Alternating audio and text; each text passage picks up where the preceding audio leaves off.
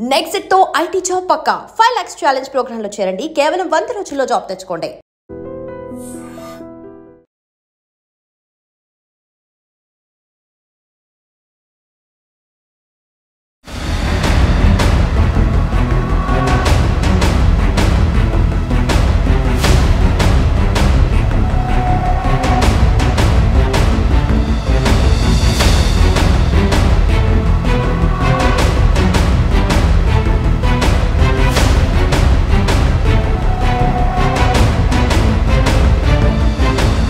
Welcome to I dream. తమిళనాడులో కరూరులో జరిగిన ఘటన ఇకపై జరగకుండా ఉండాలంటే ఏం చేయాలి? కేవలం రాజకీయ పార్టీల సభలే కాకుండా సినిమా ఫంక్షన్లు కానీ లేదా పుష్కరాలు జరిగినప్పుడు ఎక్కువ జనాలు వచ్చినప్పుడు పోలీసులు ఎటువంటి వాటికి అనుమతి ఇవ్వాలి? అదేవిధంగా సభ నిర్వహించే వాళ్ళు ఎలాంటి జాగ్రత్త తీసుకోవాలి అనే అంశాలపై మనతో మాట్లాడడానికి సిబిఐ మాజీ జేడీ వివిఎస్ లక్ష్మీనారాయణ గారు ప్రస్తుతం మనతో ఉన్నారు. ఆయన అడిగి చాలా క్లారిటీగా తెలుసుకుందాం. ఎందుకంటే ఆయన మహారాష్ట్రలో సుదీర్ఘకాలం పనిచేసినప్పుడు చాలా క్రౌడ్ మేనేజ్మెంట్ చేశారు. అదే విధంగా సిబిఐలో పనిచేసినప్పుడు చాలా కేసులు చూశారు. ప్రస్తుతం ఈ కేసులో కూడా సిబిఐ దర్యాప్తు చేయాలంటూ విజయ్ కూడా కోర్టులో వేయడం, ఒకవేళ దర్యాప్తులు ఏ విధంగా స్టార్ట్ అవుతున్న విషయాన్ని లక్ష్మీనారాయణ సార్ అడిగి తెలుసుకుని. సార్ నమస్తే అండి. నమస్తే మురళి గారు. మీరు మహారాష్ట్ర ఉన్నప్పుడు క్రౌడ్ మేనేజ్మెంట్ మీద మీరు ఎక్కువగా ఫోకస్ చేయడం, దాని మీద ఒక ట్రైనింగ్ చేశారు. అక్కడ కూడా అండ్ మహారాష్ట్రలో జరిగిన కొన్ని ప్రాంతాల్లో, తానే ఇలాంటి ప్రాంతాల్లో ఎక్కువ క్రౌడ్ వచ్చినప్పుడు, పర్టికులర్ గా వినాయక చవితి నిమజ్జనం టైంలో మీరు కొన్ని ప్రికాషన్ తీసుకోవడం, అక్కడ ఎలాంటి జాగ్రత్తలు తీసుకోవడం, ఎందుకంటే తానే మహారాష్ట్రలో గణేష్ నిమజ్జనం అంటే చాలా పెద్ద పండగ కాబట్టి ఆ టైంలో మీరు తీసుకున్న జాగ్రత్తలు ఎలాంటి ఉండేవి? మనం కేవలం కరూరు విషయం కాకుండా ఇకపై ఇటువంటి సంఘటనలు జరగకుండా పోలీసులు ఏం చేయాలి? పోలీసుల కన్నా ముందు ఆ సభ ఎవరు నిర్వహిస్తున్నారో వాళ్ళు ఎలాంటి జాగ్రత్తలు తీసుకోవాలి? వీటితో పాటు అక్కడికి వచ్చిన క్రౌడ్ అంటే పిల్లలు కానీ తేకుండా రావాలా లేదా అనే విషయం ఒకసారి మీ అనుభవపూర్వకంగా చెప్పండి. ఎస్, ముఖ్యంగా మనం ఫస్ట్ తెలుసుకోవాల్సింది ఏంటంటే క్రౌడ్ కి మాబ్ కి తేడా ఏంటి అన్నది మనం తెలుసుకోవాలి. ఓకే. క్రౌడ్ అంటే ఒక విశిష్టమైన కారణం కోసం అక్కడ అందరూ కలుస్తారు. మీరు అన్నట్టు ఫర్ ఎగ్జాంపుల్ కుంభమేళా ఉంది, తర్వాత ఏదైనా మహాశివరాత్రి ఉంది, ఏదైనా ఒక పర్టికులర్ ఫెస్టివల్ అప్పుడు ఒక టెంపుల్లో చాలా ఎక్కువ మంది వెళ్తారు. సో ఇటువంటి పరిస్థితుల్లో వచ్చేవాళ్ళు ఏంటంటే వాళ్ళు అక్కడికి వెళ్ళి ఆ పని ఏదో ఉందో అది చూసుకుని రిటర్న్ వెళ్తారు. ఇది ప్రధానంగా వాళ్ళే.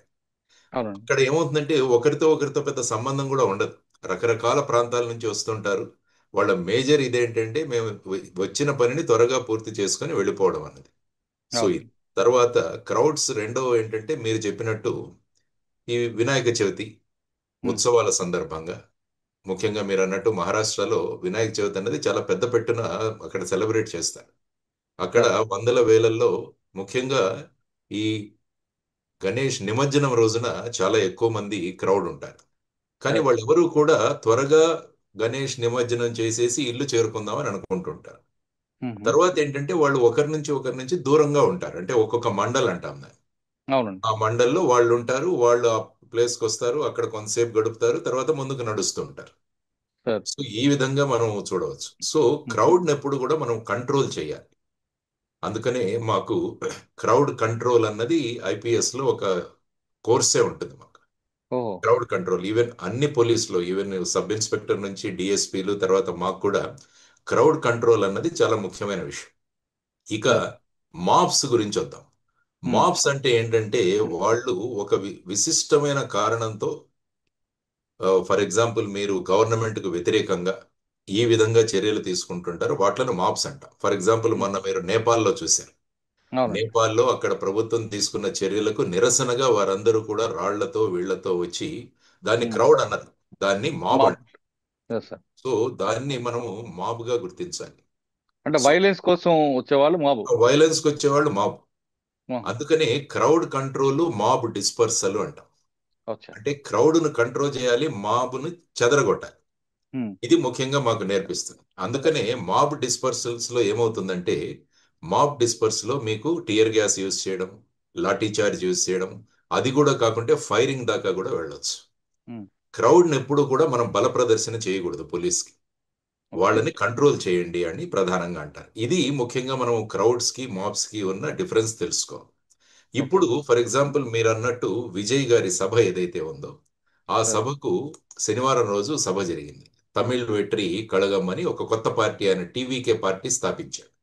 దానిది ఒక మీటింగు కరూర్ అనే ప్రాంతంలో, కరూర్ పట్టణంలో పెట్టడం జరిగింది. సో అక్కడ జరిగిన ఏదైతే ఈ తొక్కిసలాట ఉందో దాంట్లో సుమారుగా 40-41 మంది చనిపోయారు. అందులో మీరు చూస్తే వయస్సు ఉన్నవాళ్ళు, తర్వాత వచ్చేసి ముసలి వాళ్ళు, తర్వాత పిల్లలు కూడా అందులో మరణించారు. సో ఇలా మనం చూసుకుంటూ వెళ్తుంటే మరి ఈ కరూర్ అనాలిసిస్ మాత్రమే కాకుండా ఈ తొక్కిసలాటలు ఫారిన్ కంట్రీస్ లో కూడా జరిగాయి. మీరు ఒకసారి విదేశాల్లో చూస్తే అక్కడ ముఖ్యంగా ఫుట్బాల్ గ్రౌండ్స్ లో ఫుట్బాల్ మ్యాచ్ల తర్వాత జరుగుతాయి. మ్యాచ్ అయిపోయిన తర్వాత ఇంకా క్రౌడ్ గానే ఉంటారు వాళ్ళు, కానీ ఆ క్రౌడ్ వెళ్ళిపోతున్నప్పుడు అది సక్రమంగా ఉండదు. ఎందుకంటే ఒకరు గెలుస్తారు, ఒకరు ఓడిపోతారు, దాంతో నినాదాలు చేసుకుంటూ వెళ్ళిపోతుంటారు, త్వరగా బయటికి వెళ్తారు. దానివల్ల అనేక ప్రాంతాల్లో మీకు ఈ డెత్స్ కూడా సంభవించాయి, ముఖ్యంగా ఫారిన్ కంట్రీస్. తర్వాత ఏంటంటే ముఖ్యంగా హజ్ యాత్రకు చాలా మంది పెడుతుంటారు. అక్కడ ఏమవుతుందంటే ఏదైనా ఒక ఇన్సిడెంట్ జరిగినప్పుడు ఈ స్టాంపీడ్స్ జరుగుతాయి.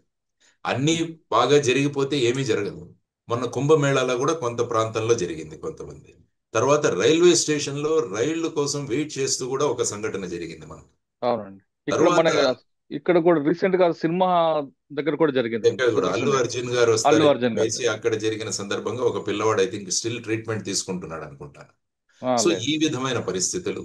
తర్వాత మీరు చూసుకుంటే టెంపుల్స్ లో ఎప్పుడు జరుగుతుందంటే ఏదైనా ఒక సంఘటన జరుగుతుంది సడన్ గా. మీరు మహారాష్ట్ర గురించి మాట్లాడారు కాబట్టి సాతారా జిల్లాలో మాండ్రాదేవి అని ఒక టెంపుల్.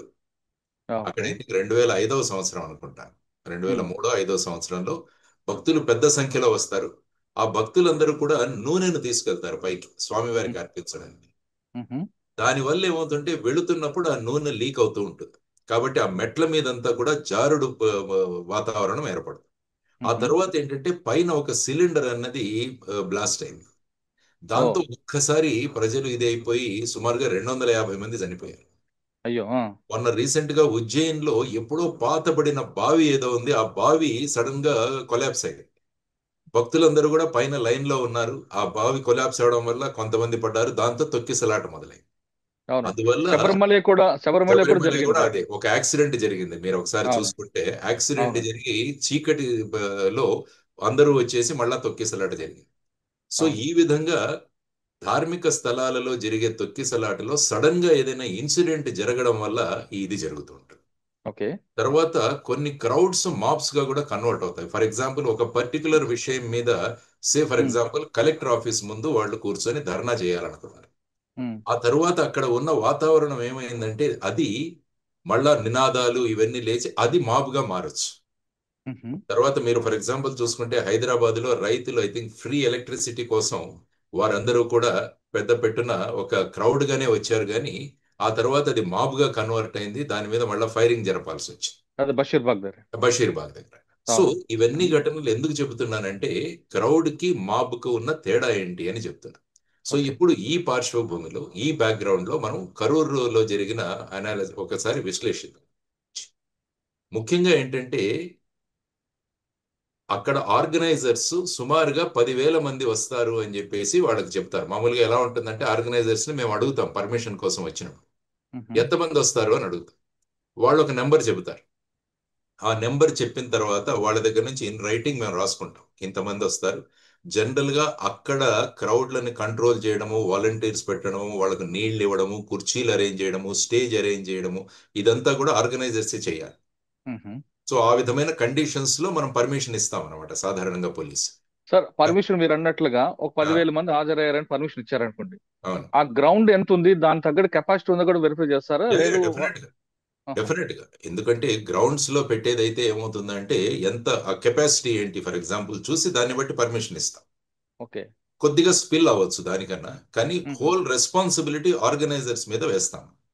ఆ తర్వాత ఏంటంటే దాన్ని చూసుకుని ఎంతమంది పోలీసులను డిప్లాయ్ చేయాలన్నది డిసైడ్ చేస్తారు అక్కడ లోకల్.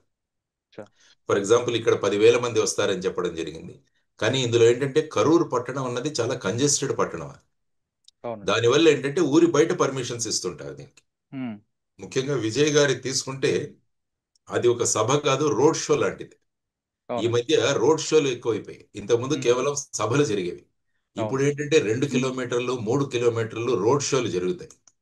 కానీ జనరల్ గా ఏంటంటే యాజ్ ఎ పోలీస్ మేము ఏమనుకుంటామంటే అందరూ ఒక చోటికి రావడం కన్నా రోడ్ షో ఇస్ బెటర్. ఎందుకంటే ఎక్కడక్కడ డివైడ్ అయిపోతారు. వీళ్ళు వెళుతుంటారు, వీళ్ళు టాటాలు చెప్తుంటారు, తర్వాత ఏదో వీళ్ళకి హారాలు విసురుతూ ఉంటారు ఇవి. కానీ అదే క్రౌడ్ గనక ఒక చోట అవుతే ఏదైనా చిన్న ఇన్సిడెంట్ జరిగినా కూడా అది ఒక తొక్కిసలాటకు దారి తీసే ప్రమాదం ఉంటుంది. ఫర్ ఎగ్జాంపుల్ క్రౌడ్ లో చిన్న పాము వచ్చింది అనుకోండి, గందరగోళం. తర్వాత వచ్చినా పర్వాలేదు, రాకపోయినా చిన్న ఈ అలా వచ్చిందన్న ఒక చిన్న వదంతి గాని ఏదైనా రూమర్ వచ్చినా ప్రజలు వెళ్ళిపోతారు అక్కడి నుంచి. అంటే తొక్కిసలాట జరిగింది, త్వరగా బయటపడాలి అన్న. చిన్న టపాకాయ పేలినా ఏదైనా జరిగినా కూడా పెద్ద ప్రమాదాలు ఉంటాయి. దానివల్ల ఏం చేస్తామంటే బ్యారికేడింగ్స్ గా డివైడ్ చేస్తాం పెద్ద క్రౌడ్ వచ్చిన. అంటే ఒక్కొక్క సెక్టర్ ని డివైడ్ చేస్తాం. నేను ఎందుకంటే మహారాష్ట్రలో దసరా ఉత్సవం అన్నది, అందులో ఇంతకుముందు బాలాసాహెబ్ ఠాకరే వచ్చి అక్కడ ఆయన స్పీచ్ ఇచ్చేవాడు శివాజీ మైదాన్, శివాజీ గ్రౌండ్స్. అక్కడ నేను డీసీపీగా ఉండేవాడు. అప్పుడు నాకు చెప్పారు, ఫస్ట్ టైం వెళ్ళినప్పుడు చెప్పారు, సార్ ఇంతమంది వస్తారు, సుమారు 1,00,000 మంది వస్తారు. సో అప్పుడు మేము ఏం డిసైడ్ చేశామంటే బ్యానర్స్, ప్లకార్డ్స్ విపరీతంగా తయారు చేయించాం ఆ రోజు. అంటే అటువంటి ప్రదేశాలకు వచ్చినప్పుడు ఎక్కడికి వెళ్ళాలి, ఎలా వెళ్ళాలి, ఎటు బయటికి వెళ్ళాలి అన్న డైరెక్షనల్ సైన్స్ అన్నవి వాళ్ళకి కావాలి. లేకుంటే ప్రతి ఒక్కరూ గుమ్మికూడి అడుగుతుంటారు, మేము ఎక్కడికి వెళ్ళాలి, అక్కడికి వెళ్ళాలి. ఆసారి సుమారుగా 5,000 ప్లకార్డ్స్ తయారు చేసి మేము అక్కడ పెట్టించాం. దానివల్ల వచ్చిన ప్రతి ఒక్కరూ నా సీట్ ఎక్కడ, నేను ఎక్కడికి వెళ్ళాలి, ఏ మార్గంలో వెళ్ళాలనేది స్పష్టంగా తెలిసింది. వెళ్ళారు, సభకు అటెండ్ అయ్యారు, మళ్ళా రిటర్న్ కూడా వచ్చారు. తిరిగిపోయింది. ఇంకొకసారి నాందేడ్లో ఉన్నప్పుడు సుమారుగా 10 లక్షల మంది ఒక క్రౌడ్ కూడా జరిగింది. సో అక్కడ కూడా తగిన జాగ్రత్తలు తీసుకోవాలి. ఎందుకంటే police planning is very important. Planning అన్నది ఎంతమంది వస్తారు, అక్కడ ఏం జరగవచ్చు, అది జరగకుండా మనం ఏం చేయాలి అని ముందే నిర్ణయం తీసుకోవాలి. సే ఫర్ ఎగ్జాంపుల్ ఇప్పుడు కరూరు ఘటనకు వద్దాం. అందులో విజయ్ గారికి రోడ్ షో పర్మిషన్ ఇవ్వడం జరిగింది, 10,000 వస్తామని పర్మిషన్ జరిగింది. ఆయన ఐ థింక్ సుమారుగా మార్నింగ్ 11కో 12కో ఆయన రావాలనుకుంటాను అక్కడ. కానీ ఆయన వచ్చేసరికి సాయంత్రం 7 గంటలైంది. దాంతో ఏమైందంటే మన సౌత్ ఇండియాలో ముఖ్యంగా సినిమా వాళ్ళను డెమీ గాడ్స్ గా ట్రీట్ చేస్తాం మనం. సినిమా యాక్టర్ వస్తున్నారంటే చాలు ఇంకా, ఎందుకంటే వాళ్ళు ఎప్పుడు తెర మీద కనపడుతుంటారు, తెర మీద వ్యక్తిని ఒకసారి లైవ్ లో చూద్దామని అంటుంటారు. సో ఈ లైవ్ లో చూడడం అన్నది ఒక పర్టికులర్ ఫినామినా. అది దాంట్లో సార్ పర్టికులర్ గా తమిళనాడు లాంటి ఏరియాలో వాళ్ళకి బతుకుండగానే గుళ్ళు కూడా కడతారు. అంటే అదే అంటున్నాను, డెమిగాడ్ అని అందుకనే వాడాను. అంటే ఈ సినిమా నటులు సినిమాల్లో నటిస్తున్నారని తెలుసు, వాళ్ళేం జీవించట్లేదు, నిజ జీవితం వేరేగా ఉంటుంది, సినిమాల్లో నటిస్తారు ఆ కథను బట్టి. సో అటువంటి వాళ్ళని కూడా, ఎందుకంటే ఆ విధంగా క్రేజ్ ఉంది సౌత్ ఇండియా. అందుకనే సినిమా నటులు, ముఖ్యమంత్రులు వీరు కూడా అయ్యే పరిస్థితి కేవలం సౌత్ ఇండియాలోనే కనిపిస్తుంది, మీకు వేరే చోట కనిపించదు. సో అటువంటి ఫ్యాన్ ఫాలోయింగ్ ఉంటుంది. ఆ తర్వాత ఏంటంటే ఆయన రావడం లేట్ అయింది. దానితో ఏంటంటే క్రౌడ్ జనరల్ గా ఇంక్రీజ్ ఎక్కువ పోగవడం మొదలుపెట్టారు. ఆ తర్వాత కరూరులో శనివారం అన్నది మీరు తమిళనాడులో చూస్తుంటే అది పేమెంట్ డే. శనివారం ఆ వీక్ కి వచ్చే పేమెంట్స్ చేస్తారు అక్కడ. దానివల్ల ఏంటంటే ఆ ఫ్యాక్టరీస్, చిన్న చిన్న మిల్స్, వీటిలో పనిచేసే వాళ్ళందరూ కూడా అక్కడ పేమెంట్ కోసం వచ్చారు ఆ రోజు. సో పేమెంట్లు తీసుకున్న తర్వాత ఏమైందంటే వీరందరూ కూడా అయ్యో విజయ్ వస్తున్నాడని తెలిసింది, అందరూ అక్కడికి చేరారు. కాబట్టి ఆ క్రౌడ్ 10,000 ఎక్స్పెక్ట్ చేసింది ఏమంటే సుమారుగా 30,000, 40,000 దాకా వెళ్ళింది. ఆ తర్వాత ఏంటంటే విజయ్ యాక్టర్ అక్కడ నమక్కల్ అని ఇంకొక ప్లేస్ లో ఆయన అడ్రస్ చేసి ఆయన వస్తున్నాడు. సాధారణంగా ఈ సినిమా యాక్టర్ల యొక్క కాన్వాయ్ మీరు చూసుకుంటే ఫ్యాన్స్ అందరు కూడా వెంటబడతారు. అంటే వాళ్ళ కాన్వాయ్ ఉంటుంది, కానీ అక్కడ ఉన్న ఫ్యాన్స్ అందరు కూడా వాళ్ళ మోటార్ సైకిళ్ల మీద జెండాలు ఇవన్నీ తగిలించుకొని వాళ్ళతో వస్తారు. దాంతో విజయ్ అక్కడికి చేరేసరికి ఆల్రెడీ ఉన్నవాళ్ళు, తర్వాత బయట నుంచి వచ్చిన వాళ్ళు, వీళ్ళందరూ కూడా అయ్యారు. దాంతో ఏమైందంటే ఆ నమక్కల్లు, ఈరోడ్ రోడ్ మొత్తం నిండిపోయింది. తర్వాత ఉదయం 11 నుంచి వెయిట్ చేస్తున్నారు. తమిళనాడులో మీరు ఇప్పుడు కూడా చూసినా చాలా టెంపరేచర్ చాలా ఎక్కువ ఉంటుంది అక్కడ. అందరూ ఈ చెమటలతో వీట్లతో, తర్వాత క్రౌడ్ తో, తర్వాత పెద్ద పెద్ద లౌడ్ స్పీకర్లతో పాటలు ఇవన్నీ పెడతారు. సో ఇటువంటి పరిస్థితుల్లో ఆయన వస్తాడు అక్కడ. వచ్చిన తర్వాత ఆయన ఈ క్యారవాన్ అంటాం మేము, క్యారవాన్. ఈ క్యారవాన్ వచ్చేసి ఆ రోడ్ లో సగం స్పేస్ అదే ఆక్యుపై చేస్తుంది. అంటే ఆల్రెడీ అక్కడంతా జనాలు ఉన్నారు. ఈ క్యారవాన్ వచ్చేసరికి ఏమైందంటే అందరూ జనాలు పక్కకి జరగాలి కదా, దాంతో ఏమిటంటే తొక్కిసలాట మొదలైంది. అంటే ఒకరికొకరికి ఎంత దగ్గరగా వచ్చేసారంటే ఇక ఊపిరాడని పరిస్థితులు కూడా మొదలైంది. అదే రోడ్ ఏమో 60 ఫీట్ ఉందండి, అంతే. బస్ ఏమో 40 ఫీట్ 40 ఉంటుంటది. ఫీట్ కాబట్టి వాళ్ళు మిగతా దాంట్లో అందరూ వచ్చి దాంతో ఏం చేశారు, చాలా మంది చెట్ల మీద ఎక్కారు. సాధారణంగా ఈ పెద్ద పెద్ద సభల్లో ఈ సార్ మనం ఈ సౌండ్ బాక్సులు పెట్టింటాం ఒక స్పీకర్ స్టాండ్ బాక్స్. లాగా, దాని మీద ఎక్కుతారు వాళ్ళు. ఓ చాలా సభల్లో చూడండి స్పీకర్స్ మొదట అక్కడి నుంచి దిగండి దిగండి అంటుంటారు అందరు. అవును మీరు అవును జనరల్ గా అబ్జర్వ్ ఎందుకంటే అవును నేను అవును. బీయింగ్ ఫ్రమ్ పోలీస్ బ్యాక్గ్రౌండ్ ఈ పెద్ద సభలను నేను అబ్జర్వ్ చేస్తుంటా. అదే లైట్లు ఏమవుతుంది, పెట్టే స్టాండ్లు కూడా లైట్లు ఎక్కుతుంటారండి. పెట్టలే స్టాండ్ మీద ఎక్కుతారు. అవును. ఎందుకంటే పైనుంచి వాళ్ళ ఫేవరెట్ హీరోని చూడాలని చెప్పేసి. లేకుంటే అక్కడ చెట్లుంటే చెట్లు ఎక్కుతారు, బిల్డింగ్లు ఉంటే బిల్డింగ్ల మీద ఎక్కుతారు. ఇవన్నీ జరిగింది. అక్కడ కూడా కరూరులో కూడా 2-3 చెట్ల మీద చాలా మంది ఎక్కారు. ఓకే. ఆ తరువాత ఆయన మాట్లాడడం మొదలు పెడితే అక్కడ సడన్ గా ఒక అరగంట పవర్ కట్ అయిందని విన్నాను నేను. మ్మ్. పవర్ కట్ ఇప్పుడు యాక్చువల్ గా విజయ్ గారు చేస్తున్న కంప్లైంట్ ఏంటంటే ఈ పవర్ కట్ కావాలని ప్రభుత్వం చేయించిందని ఆయన ఒక కంప్లైంట్, అవునండి, ఆయన ఎలిగేషన్ పెట్టారు. అలిగేషన్ ఒకటి పెట్టారు. అవును తర్వాత ఏంటంటే అక్కడ స్టోన్ పెల్టింగ్ జరిగిందని కూడా ఆయన ఒక అలిగేషన్. అవును. తర్వాత పోలీసులు లాఠీ చార్జ్ చేశారని ఇంకొక అలిగేషన్. ఈ 3 అవును. అలిగేషన్స్ విజయ్ పెట్టారు. కాబట్టి అరగంట పవర్ కట్ అవ్వడము, ఆ తర్వాత ఏంటంటే ఆ చెట్లు 2 పడ్డాయని కూడా చెప్పారు. ఎవరైతే ఈ అవును ఫ్యాన్స్ ఎక్కారో అవునండి. అవి పడ్డాయి. తర్వాత ఏంటంటే వాటర్ బాటిల్స్ డిస్ట్రిబ్యూట్ చేయడం మొదలు పెట్టారని. మ్మ్. ఏమవుతుందంటే వాటర్ బాటిల్ నాకు వస్తుందో లేదో అన్న ఆతృతతో చాలా మంది ఈ తొక్కిసలాటకు దారితీశారు. సో దానికన్నా ముందు సార్ విజయ్ కూడా పై నుండి వాటర్ బాటిల్ ఇసరడం స్టార్ట్ చేశారు, విజువల్స్ లో కనిపిస్తుంది.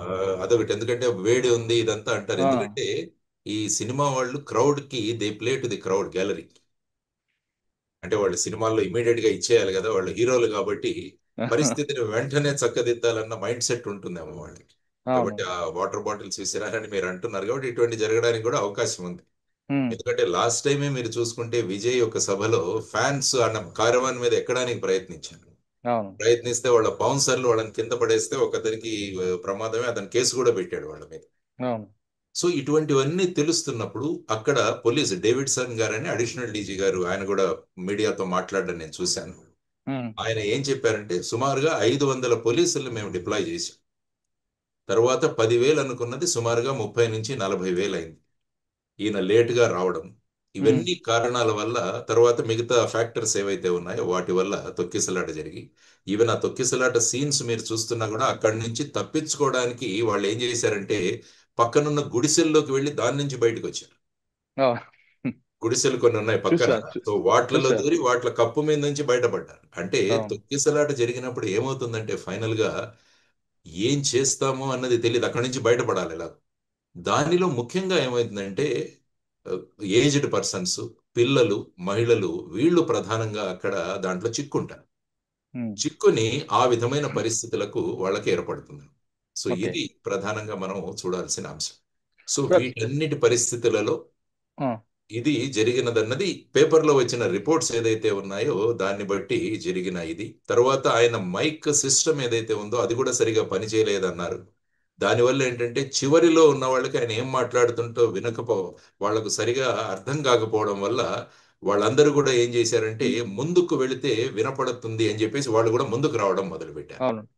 తర్వాత వచ్చేసి ఒక అంబులెన్స్ అక్కడి నుంచి వెళుతున్నప్పుడు మ్మ్. విజయ్ ఫ్యాన్స్ కూడా, ఎందుకంటే అంబులెన్స్ రాగానే మళ్ళా స్పేస్ ఆక్యుపై అవుతుంది అక్కడ, అవును.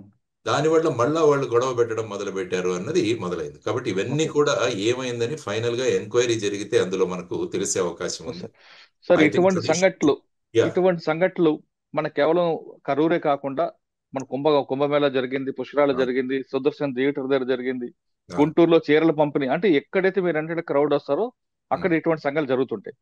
ఇటువంటి సంఘటనలు మనకు చాలా ఎగ్జాంపుల్స్ వస్తున్నా పోలీస్ ఆఫీసర్లు ఎలాంటి దానికి పర్మిషన్ తీయాలి, అదేవిధంగా ఆర్గనైజర్ ఎలాంటి జాగ్రత్త తీసుకోవాలి, నెంబర్ 3 పబ్లిక్ కూడా వాళ్ళ రెస్పాన్సిబిలిటీ కూడా ఉంది. చిన్న పిల్లలు తీసుకురావడం ఇటువంటి విషయాల్లో వాళ్ళు చనిపోవడం అనేది ఒక బాధాకర విషయం. ఈ ముగ్గురు ఏం చేయాలంటారు ఇకపై ఇటువంటి జరగకుండా ఉండాలంటే? ఇప్పుడు ఎలా అవుతుందో, ఫర్ ఎగ్జాంపుల్ పోలీస్ పర్మిషన్ ఇవ్వలేదు అనుకుందాం, అవును. వెంటనే దాన్ని పొలిటికల్ దీంట్లో మార్చేస్తారు. మార్చేస్తారు. టీవీకి కొత్త పార్టీ వచ్చింది కాబట్టి పర్మిషన్ ఇవ్వట్లేదు, వాళ్ళు డిఎంకే పార్టీలకు పర్మిషన్లు ఇస్తున్నారు కాబట్టి ఇది కక్ష సాధింపు చర్య అంటారు. అవునండి. ఎందుకంటే రాజ్యాంగం ప్రకారం పీస్ఫుల్ గా ఎక్కడైనా సమావేశం అవడానికి ప్రతి పౌరుడికి హక్కు ఉంది. అందువల్ల ఏంటంటే అంటే కేవలం రాజకీయ పార్టీ కాకుండా సార్ పుష్కరాలప్పుడు కానీ, ఇటీవల ఎప్పుడైనా తిరుమలలో జరిగినప్పుడు కానీ అంటే పోలీస్ ఏం చేయాలి, ఆర్గనైజర్ ఏం చేయాలి, పబ్లిక్ ఏం చేయాలి? ఏంటంటే అన్ని ప్రశాంతంగా జరిగిపోతే ఏమీ జరగవు. ఏమవుతుందంటే ఎక్కడైనా ఒక హిండరెన్స్ వస్తే, ఫర్ ఎగ్జాంపుల్ తిరుపతిలో మీరు చూసుకుంటే వాళ్ళని ఒక గార్డెన్ లో చాలాసేపు కూర్చోబెట్టారు, ఆ టికెట్లు ఏవో ఇస్తామని చెప్పేసి. అవును. అదే మీరు వచ్చిన వాళ్ళకు వచ్చినట్లు టికెట్లు ఇచ్చేస్తుంటే వెళ్ళిపోతారు కదా, అంత మాబ్ అక్కడ క్రౌడ్ ఏర్పడదు కదా. అంటే అక్కడ ఒక ఇన్సిడెంట్ జరిగింది సార్. గేట్ ఒకటి కాకుండా కంపార్ట్మెంట్ సిస్టమ్ పెట్టకుండా యా. ఒకేసారి విడిచిపెట్టడం, ఆ వాక్ టైం అనేది తక్కువ అవడంతో అక్కడ అది జరిగింది. అంటే మీరు అన్నట్లుగా ఒక్కొక్క ఇన్సిడెంట్ కి ఒక్కొక్క రీజన్ కనిపిస్తుంటది. కానీ నేను అడుగుతుంది ఏంటంటే సార్, ఇకపై జరగకుండా ఉండాలంటే ఎవరు ప్రాణం ప్రాణమేది, పోలీస్ ఏం చేయాలి, ఆర్గనైజర్ ఏం చేయాలి, ఎస్. పబ్లిక్ ఏం చేయాలి? పోలీసులు ముఖ్యంగా ఏం చేయాలంటే అక్కడ ఏ విధమైన ప్రమాదం జరుగుతుందని ముందే అంచనా వేయాలి. రైట్, ఇది కరెక్ట్ సార్. ఇది ఏమవుతుంది అని అవును. ఇవన్నీ కూడా అంచనా వేసుకోవచ్చు, ఎందుకంటే మనకు అనేక సంవత్సరాల అనుభవం ఉంది కాబట్టి. ఇంతకు ముందు జరిగిన లో జరిగిన ఇన్సిడెంట్స్ ఇవన్నీ తీసుకొని ఏం చేయాలంటే ఇవన్నీ కూడా ఈ హోంవర్క్ అన్నది జరగాలి. రొటీన్ గా ఇచ్చేసాం అనుకోండి, అప్పుడు పెద్దగా ఇక్కడ 500 మందిని పంపించేసేయండి అంటాడు.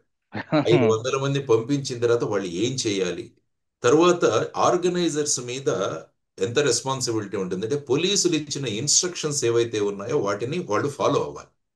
ఓకే. ఫర్ ఎగ్జాంపుల్ మీరు బ్యారికేడ్స్ పెట్టండి, లేకుంటే వాటర్ సప్లై ఇక్కడ పెట్టండి, లేకుంటే మైక్ సిస్టమ్ ఇలా పెట్టండి. ఒక్కొక్కసారి ఏమవుతుందంటే పవర్ ఫెయిల్యూర్ వల్ల కూడా ఇది జరుగుతుంది, కాబట్టి జనరేటర్ సిస్టమ్ ఒకటి పెట్టండి. ఇవన్నీ కూడా ఇన్స్ట్రక్షన్స్ లో ఉంటాయి. అందువల్ల ఆర్గనైజర్స్ ఏంటంటే ఫైనల్ గా వాళ్ళ చేతులు ఎత్తేస్తారు, ఇంకా మేమేమి ఇంత క్రౌడ్ వచ్చింది మేమేం కంట్రోల్ చేయలేము. అందుకని ఇప్పుడు ఏమైంది, ఫైనల్ గా కేసు వచ్చేసి ఆర్గనైజర్స్ మీదే బుక్ అయింది అక్కడ. అవునండి. ఎందుకంటే 105 అని కూడా. ఆర్గనైజర్ ఒక నిర్లక్ష్యత వల్ల ఇది జరిగింది అని చెప్పేసి. అవును. తర్వాత మీరు అన్నట్టు ప్రజలు ఏం చేయాలి అని చెప్పాను కదా. ప్రజలు రాజకీయ నాయకుల పార్టీలు ప్రోగ్రాంలు ఏవైనా ఉంటే వాళ్ళని తరలిస్తారు బస్సుల్లోనూ ట్రక్కుల్లోనూ డబ్బులు ఇచ్చి. అవును. ఎందుకంటే వీళ్ళ మొహాలు చూడడానికి మళ్ళా వీళ్ళకి డబ్బులు ఇస్తే తప్ప రారు, ఎందుకంటే ఇవి చూసిన మొహాలే కాబట్టి. అవును. కాబట్టి కొత్త మొహం ఏదైనా వస్తుంది, అది కూడా ఫిలిం బ్యాక్గ్రౌండ్ తో ఉన్న వ్యక్తి అనేసరికి ఏమవుతుందంటే పోలీసులకు ఈ యాంటెన్నా వెలగాలి. అంటే అక్కడ ప్రజలు డబ్బులు ఇచ్చి తీసుకురావాల్సిన అవసరమే ఉండదు వాళ్ళకి. అందుకని చాలా ప్రోగ్రాంలో ఈ సినిమా వాళ్ళని కూడా ఇన్వైట్ చేస్తుంటారు, అవును. అంటే వాళ్ళ కోసం వస్తారని చెప్పేసి. సో అది అంచనా వేసుకుంటూ మనం ఎంతమంది రావచ్చు సుమారుగా అన్నది కూడా అంచనా వేయాలి. దీన్ని ఇంటెలిజెన్స్ అంటారు.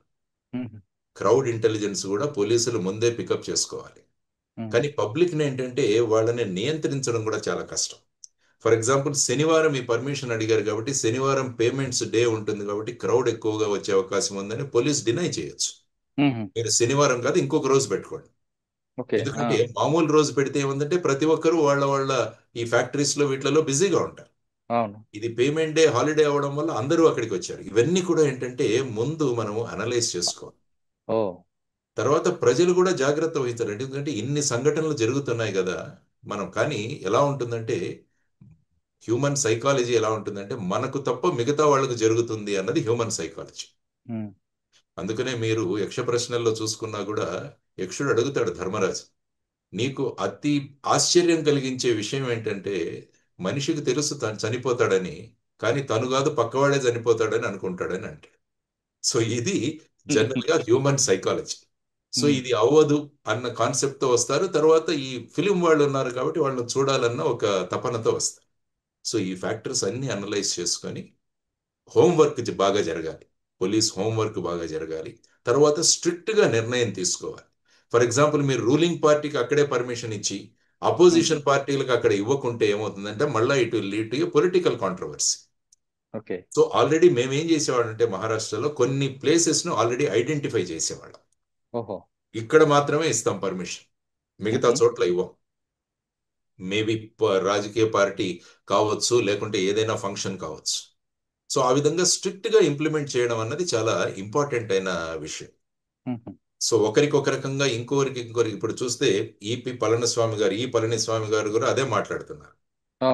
మాకు ఈ విధంగా అదే డిఎంకే అయితే 1000 మంది పోలీసులను పెట్టేవాళ్ళు అక్కడ. ఎందుకంటే అంతమంది వచ్చిన తర్వాత పోలీస్ కూడా పెద్ద చేసేది ఏమీ ఉండదు. జనరల్ గా పోలీస్ కూడా ఏం చేయాలంటే ఒక కమాండింగ్ పొజిషన్ లో ఉండాలి పోలీస్ కంట్రోల్ చేయడానికి. ఇప్పుడు ఏమవుతుందంటే ఆ క్రౌడ్ లో మనం కూడా కలిసిపోతే ఏమవుతుంది, ఎవరి మాట వినరు. అందుకని ఏంటంటే వాచ్ టవర్స్ అన్నది ఏర్పాటు చేస్తాం మేము మహారాష్ట్ర. అంటే ఒక వాచ్ టవర్స్ పెట్టి అందులో పైన పోలీసులు కింద చూస్తుంటారు ఏం జరుగుతుందో, బైనాక్యులర్స్ కానీ డ్రోన్ కానీ. తర్వాత చిన్న కమాండ్ సెంటర్ ఒకటి ఏర్పాటు చేస్తాం. అంటే క్రౌడ్ ని స్టడీ చేయడానికి ఎక్కడైనా డిస్టర్బెన్స్ జరుగుతుందా, ఎవరైనా యాంటీ సోషల్ ఎలిమెంట్స్, ఎందుకంటే యాంటీ సోషల్ ఎలిమెంట్స్ కూడా ఇందులో పడతాయి. వాడు చైన్ స్నాచింగ్లు, పిక్ పాకెటింగ్స్, ఇవి కూడా చాలా మంది వాళ్ళు దూరుతారు అందులో. సో ఇవన్నీ కూడా మనం క్యాటర్ చేసుకొని ఆ పర్మిషన్స్ అన్నది ఇవ్వాల్సిన అవసరం అంట. కాబట్టి ఇది చాలా దురదృష్టకరమైన సంఘటన ఏదైతే జరిగిందో. ప్రతి స్టాంపీడు అలాంటి సంఘటన. ఎందుకంటే వాళ్ళకి ఏ విధమైన ఇంటెన్షన్ లేని వాళ్ళు జస్ట్ పార్టిసిపేట్ చేద్దామన్న వచ్చిన వాళ్ళు ప్రాణాలు పోవడం అంటే అది చాలా సీరియస్ గా మనం అంతా తీసుకోవాలి. సో ఇది పోలీసుల ప్లానింగ్, తర్వాత organisers responsibility and public role అని నేను అనుకుంటాను. మురళి గారు. ఓకే సార్, కరూరులో జరిగిన ఘటనపై ఇందాక విజయ్ చెప్తున్నట్లుగా ఇందులో కాన్స్పిరసీ ఉంది, పోలీసే కావాలని చేశారు అని కోర్టులో పిటిషన్ వేశారు. ఒకవేళ కోర్టు, మదురై కోర్టు సిబిఐ గానీ ఇస్తే సిబిఐ ఏ విధంగా వస్తుంది? కాన్స్పిరసీ దీంట్లో వస్తారా, లేదా యాక్సిడెంట్ దీంట్లో ఆ కోణంలో చూస్తారా? జనరల్ గా ఏమవుతుందంటే ఐ థింక్ స్టాలిన్ గారు ఆల్రెడీ ఒక జ్యుడిషియల్ ఎంక్వైరీ జరిపించాలని నిర్ణయం తీసుకున్నారని నేను విన్నాను. రిటైర్డ్ జడ్జితో చేయించాలని చెప్పి విన్నాను. కాబట్టి ఆల్రెడీ ఒక రిటైర్డ్ జడ్జితో చేయిస్తున్నారు కాబట్టి మదురై హైకోర్టు ఈ పిటిషన్ ని ఎంతవరకు తీసుకుంటున్నది అన్నది I have my own doubts. Okay. రేపు ఫర్ ఎగ్జాంపుల్ సిబిఐకి ఇన్వెస్టిగేట్ చేయమన్నా కూడా సిబిఐ ఈ కంప్లైంట్ ను యాజ్ ఇట్ ఈజ్ ఎఫ్ఐఆర్ గా కన్వర్ట్ చేస్తుంది. ఎఫ్ఐఆర్ లో ఉన్నవి నిజమా లేదా అన్నది తరువాత విషయం. ఎఫ్ఐఆర్ వచ్చిన తర్వాత అందులో అసత్యాలు ఉన్నా కూడా రిజిస్టర్ చేయాల్సిన బాధ్యత పోలీసు. ఇదే లలిత కుమారి వర్సెస్ స్టేట్ ఆఫ్ యూపీలో సుప్రీంకోర్టు చెప్పిన నిర్ణయం. అది నిజమా కాదా అన్నది తర్వాత ఇన్వెస్టిగేషన్ లో తెలుసాం. కానీ ఎఫ్ఐఆర్ లో కాగ్నిజబుల్ అఫెన్స్ గురించి మీకు కంప్లైంట్ వస్తే you have to register, there is no other go for you. So ఇప్పుడు విజయ్ గారి కంప్లైంట్ మీద గనక సిబిఐకి ఆర్డర్ చేస్తే విజయ్ గారి కంప్లైంటే ఎఫ్ఐఆర్ అవుతుంది. ఆ తర్వాత ఇన్వెస్టిగేషన్ జరుగుతుంది. అంటే కాన్స్పిరసీ థియరీ మీరు ఏదైతే అన్నారు దాని మీద ఇన్వెస్టిగేషన్ జరుగుతుంది. ఓకే. అది ఇంకో ఫైనల్ క్వశ్చన్ అండి. ఇదే విధంగా సుదర్శన్ రెడ్డి గారి ఇష్యూ జరిగినప్పుడు అల్లు అర్జున్ మీద A1 గా పెట్టి కేసు రిజిస్టర్ చేశారు, అరెస్ట్ చేశారు. ఇప్పుడు ఇక్కడ ఆర్గనైజర్ పెట్టారు, కానీ ఆర్గనైజర్ వచ్చింది ఎవరి ద్వారా వచ్చారంటే ఇవాళ విజయ్ ద్వారా వచ్చారు. కాబట్టి ఇందులో కూడా విజయ్ని పెడతారా, లేదు పొలిటికల్ గేమ్ ఆడే అవకాశం ఉందంటారు? అంటే ఇప్పుడు ఏంటంటే విజయ్ని అరెస్ట్ చేయాలని చెప్పేసి మొత్తం కరూర్ నగరంలో మొత్తం పోస్టర్లు ఈ రోజు పెట్టారని చెప్పి నేను విన్నాను. అవునండి. మా అబ్బాయి తమిళనాడులో పనిచేస్తారు కాబట్టి నేను అక్కడి నుంచి విషయాలు తెలుసుకుంటుంటా. పోస్టర్లు అన్నీ వచ్చాయి. ఎందుకంటే ఇది ఏమవుతుందంటే ఎవరికి ఇంటెన్షన్ లేదు ఈ విధంగా చేయాలని. So it is a rash and negligent act. 304A ఒకప్పుడు, 304A ఒకప్పుడు, ఇప్పుడు మారింది 105 అయింది. తర్వాత ఏంటంటే ఇంకోటి culpable homicide not amounting to murder అని ఇంకోటి ఉంది. 304 అంటే ఏంటంటే ఇటువంటి పరిస్థితులు జరిగితే మనుషులు చనిపోతారని తెలిసినా కూడా వాళ్ళు చేశారు కాబట్టి వాళ్ళకు మర్డర్ చేయాలన్న అభిప్రాయం లేదు. కానీ ఇది జరిగిందని అటువంటి కేసులు కూడా పెట్టే అవకాశం ఉంది. సాధారణంగా కోర్టులు వాటిని యాక్సెప్ట్ చేయదు. సో జనరల్ గా ఇది ర్యాష్ అండ్ నెగ్లిజెంట్ యాక్ట్ కిందే వస్తుంది. సో ఆ విధంగా కేసు పెట్టి చేసేది ఉంది. కాబట్టి విజయ్ పాత్ర ఏంటి అన్నది కూడా చూడాలి. అంటే ఇందులో ఇంటెన్షన్ ఏమీ ఉండదు. ఫర్ ఎగ్జాంపుల్ యాక్సిడెంట్ జరిగింది అనుకోండి, రోడ్డు మీద డ్రైవర్ కావాలని యాక్సిడెంట్ చేయాలనుకోడు కదా, జరిగిపోయింది. కాబట్టి it's a rash and negligent act. ఇది కూడా అలాంటిది. కాబట్టి ఆ విధంగా మేబీ అక్కడ డిపెండింగ్ ఆన్ దిస్ థింగ్ అక్కడ ఉన్న పరిస్థితుల్లో ర్యాష్ అండ్ నెగ్లిజెంట్ యాక్ట్ లో ఈయన కూడా లేట్ గా రావడము, ఇవన్నీ కూడా మీరు అన్నట్టు ఆ బాటిల్స్ విసరములు, ఇవన్నీ కూడా ఆ విజువల్ ఎవిడెన్స్ ఏదైనా ప్రూవ్ అయితే ఆయన మీద కూడా కేసు ఎక్స్టెండ్ అయ్యే అవకాశం ఉంది. There is a possibility. Okay sir, final గా చెప్పండి, ఇకపై జరగకుండాలంటే పోలీసు రోల్ ఒకటే ఉందంటారా, ఆర్గనైజర్ రోల్ కూడా ఉందంటారా? సమిష్టిగా పోలీసులు మరియు ఆర్గనైజర్స్ అన్నవి చేయాలి. అందువల్ల ఏం చేసేవాళ్ళు అంటే ఎలక్షన్ టైంలో మేము అందరి పొలిటికల్ పార్టీస్ ను పిలిచి ఓన్లీ ఈ ప్రాంతాల్లో మాత్రమే మీరు మీటింగులు పెట్టాలని ముందే డిసైడ్ చేసేవాళ్ళు. ఆల్రెడీ వాళ్ళకి డైరెక్షన్స్ ఇష్యూ చేయవాళ్ళం. ఆ తరువాత ఏదైనా ప్లేస్ లో పెట్టామంటే ఇంక్లూడింగ్ చీఫ్ మినిస్టర్ వచ్చినా కూడా we never use to give permissions. అంటే రూల్ ఆఫ్ లా అందరికి ఒకటే వాడాలి. మరి లేకుంటే ఏమవుతుందంటే లేదు లేకుంటే ఏమవుతుందంటే మీకు వాళ్ళకి ఇచ్చారు కదా అని చెప్పి నెక్స్ట్ టైం పర్మిషన్ తీసుకోకుండానే అక్కడ పెట్టే అవకాశం ఉంది. మళ్ళీ దాన్ని చూపిస్తారు మీరు ఇంతకుముందు ఇచ్చారు కదా. ఫైనల్ గా ఏది జరిగినా కూడా ఫైనల్ గా పోలీసుల మీద పడుతుంది ఏదైనా కూడా. కాబట్టి పోలీసులు ఇటువంటి సంఘటనలు జరగకుండా ముందే హోంవర్క్ చేసి ఏ విధంగా చేయాలి అని ఆర్గనైజర్స్ ను కాన్ఫిడెన్స్ లోకి తీసుకుని, ఆర్గనైజర్స్ కూడా మేము జనరల్ గా ఏం చేసామంటే ఆర్గనైజర్స్ వాలంటీర్స్ అందరికీ ఒక డ్రెస్ పెట్టండి అనేవాడు. ఎందుకంటే ఆ క్రౌడ్ లో తెలియదు కదా, మీ వాలంటీర్స్ అందరికీ ఒక జాకెట్ ఏదో ఒకటి ఇవ్వండి. సో దట్ ఏంటంటే ప్రజలకు తెలుస్తుంది వెనకాల వాలంటీర్ అని రాయమని. సో ఏదైనా ఉంటే అతన్ని అడుగుతారు. సో ఈ విధంగా క్రౌడ్ కి మినిమం డిస్టర్బెన్స్ అవుతూ, నేను అందుకనే ఆ ప్లకార్డ్స్ అని చెప్పాను బాలాసాహెబ్ ఠాకరే గారికి. అసలు ఆ రోజు దసరా జరిగిన తర్వాత నాకు బాలాసాహెబ్ ఠాకరే గారి ఆఫీస్ నుంచి కూడా ఫోన్ వచ్చింది. బాలాసాహెబ్ ఠాకరే గారు చాలా హ్యాపీ అయ్యారు సార్ ఈ అరేంజ్మెంట్స్ చూసి. ఎందుకంటే ఒక్క సంఘటన చెప్తాను ఇందులో ఎంత రిలవెంటో. అక్కడ ఏంటంటే పూల కుండీలు పెట్టేవాడు స్టేజ్ చుట్టూ. కానీ బాలాసాహెబ్ ఠాకరే గారికి చాలా మాక్సిమం థ్రెట్ ఉన్నది. నేను అప్పుడు ఏం చెప్పానంటే, ఈ పూల కుండీలు మేము అలౌ చేయము, ఎందుకంటే ఇందులో లోపల ఏదైనా ఉంటే ఆ బాంబ్ డిటెక్షన్ కూడా చాలా కష్టం అవుతుంది మాకు. కాబట్టి మీరు ఏం చేస్తారు అంటే ఇది అలౌ చేయమంటే నాకు అక్కడి నుంచి ఫోన్ వచ్చి బాలాసాహెబ్ ఠాకరే గారు ఫోన్ చేశారు నాకు. కొత్త డీసీపీ ఎవరో వచ్చారు, ఈయన ఈ విధంగా చేస్తున్నాడని. ఆయన అడిగారు ఇలా అంటే, సార్ మీ security is prime responsibility of me. మీకు అత్యంత సెక్యూరిటీ రిస్క్ ఉందనేది మాకు తెలుసు, కానీ ఈ పూల కుండీలు అలౌ చేయడం వల్ల మీ సెక్యూరిటీకి ఏదైనా అయితే ఫైనల్ గా నేను వెళ్తాను బయటికి, ఐ విల్ బి సస్పెండెడ్. దానికన్నా ముందు మీ ప్రాణాలకు హాని కలుగుతుంది, అది జరగకూడదు. కాబట్టి మీ వాళ్ళకి ఏం చేస్తున్నట్టే, ఇంకా టైం ఉంది, మనకు 2 రోజులు ఉంది, కాబట్టి పూల కుండీలు కొత్తవి తీసుకురమ్మనండి, మట్టి తీసుకురమ్మనండి, మొక్కలు తీసుకురమ్మనండి. మా వాళ్ళ పర్యవేక్షణలో అక్కడ కొత్తగా పెడదాం, పూల కుండీలు తయారు చేద్దాం, చేసి వాటిని స్టేజ్ పుట్టు అలౌ చేస్తాను నేను. కానీ ఆల్రెడీ ఉన్న పూల కుండీలను ఐ విల్ నాట్ అలౌ అని చెప్పాను. ఓకే, చెప్పితే ఆయన కరెక్టే నువ్వు చెప్పింది అన్నాడు. చెప్పి ఆ దసరా రోజు స్పీచ్ మొదట నా గురించి మాట్లాడి మొదలు పెట్టాడు. అవునా? ఏమన్నారండి ఆయన? ఇట్ వాజ్ ఇన్ 1996 లో. ఏమన్నారండి స్టార్టింగ్ లో? కొత్తగా ఒక డీసీపీ వచ్చారు. మార్నింగ్ నాకు 2 రోజుల ముందు ఫోన్ చేసి ఈ విధంగా చెప్పారు. మాకు ఇన్కన్వీనియన్స్ అయినా కూడా నా సెక్యూరిటీ పట్ల అతనికి ఉన్న ఇది ఏదైతే ఉందో దాన్ని ఐఎమ్ అప్రిషియేటింగ్ అని చెప్పాడు ఆయన. అయ్యా, అందుకనే మనం we should be very for. ఆయనకి ఎవరి ద్వారా ఉంది సార్ అప్పుడు? అప్పుడు బాలాసాహెబ్ ఠాకరేకి నెంబర్ 1 సెక్యూరిటీ థ్రెట్ ఉంది ఆయనకు. తర్వాత అక్కడి నుంచి ఈ ఆతంకవాది సంఘటనలు కానీ, టెర్రరిస్ట్ ఆర్గనైజేషన్స్ కానీ, ఎందుకంటే హిందుత్వ దీంట్లో హిందూ హృదయ సామ్రాట్ అంటారు బాలాసాహెబ్ ఠాకరే. కాబట్టి అప్పుడే ఈ 92లో రైట్స్ జరిగాయి, బాబ్రీ మస్జిద్ రైట్స్. నేను చెప్తుంది 1996 ఇది. ఓకే. సో ఆ సంఘటనలో తర్వాత దావుద్ ఇబ్రహీం గ్యాంగ్ బ్లాస్ట్లు 1993లో జరిగాయి బాంబేలో. సో ఇవన్నీ కూడా ఆయనకు it's a big security threat. So దానివల్ల ఎందుకంటే నేనేదో గొప్పగా చెప్పట్లేదు, కానీ you have to be firm, police have to be firm. ఏమవుతుందో రిపర్కషన్స్ తర్వాత చూసుకుందాం, but your job you should do it perfectly. So ఈ విధంగా పర్మిషన్స్ అప్పుడు కూడా పోలీసులు ఫర్మ్ గా కనుక చేయగలిగితే, రూలింగ్ పార్టీ కావచ్చు, అపోజిషన్ కావచ్చు, ఎవరైనా కావచ్చు, ఇక్కడ పర్మిషన్ ఇవ్వమంటే ఇవ్వం, ఏమైనా చేసుకోండి. తర్వాత ఏం చేస్తారంటే వీళ్ళు సాధారణంగా కోర్టులకు వెళ్తారు పర్మిషన్ ఇవ్వడానికి. అవునండి. కాబట్టి కోర్టులకు కూడా వెళ్ళి మనం బ్రీఫ్ చేయగలగాలి అప్పుడు ఆర్గ్యుమెంట్స్. సో ఈ విధంగా police role is very important. So crowds have to be controlled, mobs have to be dispersed అన్నది మనం గమనించాలి. ఎస్, కరూలు లాంటి సంఘటన ఇకపై జరగకుండా ఉండాలంటే పోలీస్ హోంవర్క్ ఎక్కువ చేయాలంటున్నారు లక్ష్మణ్ సార్.